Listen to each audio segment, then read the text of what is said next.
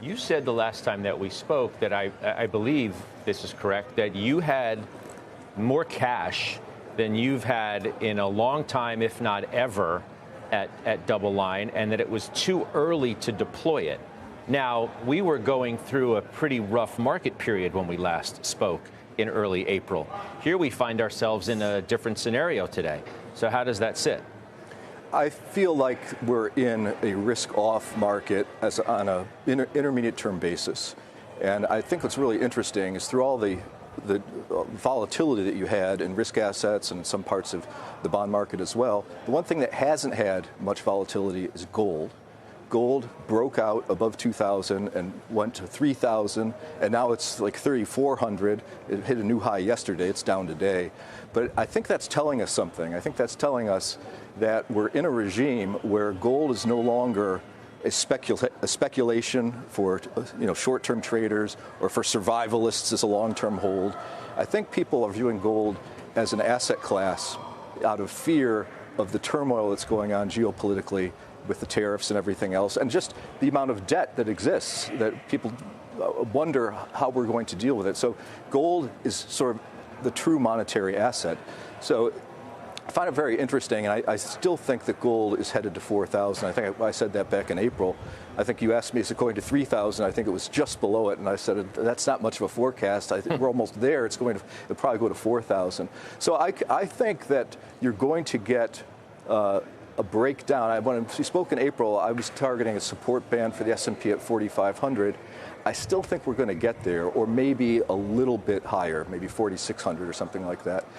That's where I would really start to think about deploying money for a little bit longer term period. We don't invest at all for 1 month, obviously. Sure. We invest typically for about 18 months to 2 years is what we sort of think about as investment horizon, particularly for fixed income, where we don't really trade as much as a lot of our competitors. We think you have a better chance of seeing things looking out 18 months to 2 years. If you look out longer than that, you can have even more certainty. The problem is we're managing other people's money. And if it takes too long, you can't underperform for 5 years and keep your clients. You have to deliver them something reasonably good over an 18-month, 2-year period. That's what we're trying to do. The thing that I feel is starting to get talked about, and I think might be significant in the next market problem, is this illiquidity issue that is developed, and it's getting some play on the news wires with Harvard and some other elite universities where they don't have any money. They're like asset rich, but they're cash poor. So Harvard has a $53+ billion endowment, and they've tapped the bond market now twice for basically operating cash. And the reason is, and I'm just using Harvard as a placeholder because this has been in the news and reported with statistics, they report 40% of their assets of their endowment in private equity. And I suspect that another big slug of it is in private credit, which has been a booming asset class. And we're starting to see stories of some of the faster-moving university endowments saying, we might want to exit some of our commitments. We know we're going to have to take a haircut, but your first loss is your best loss when you're in an illiquid market. I think this is going to be an issue.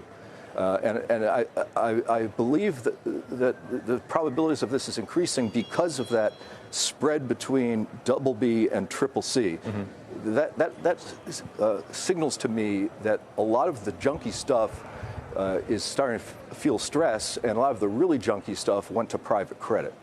So now we're even seeing the bell being rung almost with some people championing, let's raise a fund to buy private credit interests or private equity interests, and beyond that, let's make this available to the public. That's when you have to worry, is when you take something that's viewed to be an esoteric thing only for professionals. You say, this is such a great deal, we want to give it to Main Street investors, and we're going to commingle a fund. That's a real problem when you take illiquid investments and put them into vehicles that can require liquidity.